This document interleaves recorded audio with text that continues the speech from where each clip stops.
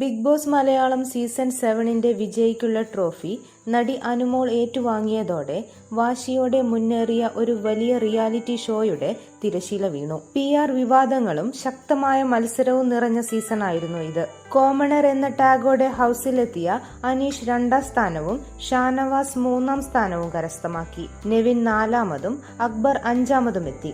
100 ദിവസത്തെ big boss യാത്ര പൂർത്തിയാക്കിയ അനുമോൾക്ക് ലഭിച്ച നേട്ടങ്ങൾ വിശദീകരിക്കാം. ഈ സീസണിൽ ഏറ്റവും കൂടുതൽ പ്രതിഫലം കൈപ്പറ്റിയ മത്സരാർത്ഥികളിൽ ഒരാളാണ് അനുമോൾ. പ്രതിദിനം 65,000 രൂപ എന്ന കണക്കിൽ 100 ദിവസം വീട്ടിൽ പൂർത്തിയാക്കിയപ്പോൾ അനുമോൾക്ക് പ്രതിഫലം മാത്രം ലഭിക്കുന്നത് ഏകദേശം 65 ലക്ഷം രൂപയാണ്. സമ്മാന തുകയേക്കാൾ കൂടുതൽ പ്രതിഫലം വാങ്ങുന്ന മത്സരാർത്ഥി എന്ന കൗതുകം കൂടിയുണ്ട് അനുമോളുടെ കാര്യത്തിൽ. ഈ പ്രതിഫലം നികുതി ഇളവുകൾക്ക് വിധേയമായിരിക്കും. ബിഗ് ബോസ് വിജയിക്കുള്ള ക്യാഷ് പ്രൈസും അനുമോൾ ഏറ്റുവാങ്ങി. വിജയിക്ക് പ്രഖ്യാപിച്ച 50 ലക്ഷം രൂപയിൽ നിന്ന് ബിഗ് ബാങ് വീക്ക് ടാസ്കിലൂടെ മത്സരാർത്ഥികൾ നേടിയ തുക കുറച്ചതിനു ശേഷം ബാക്കിയുള്ള 42.55 ലക്ഷം രൂപയാണ് അനുമോൾക്ക് ക്യാഷ് പ്രൈസായി ലഭിച്ചത്.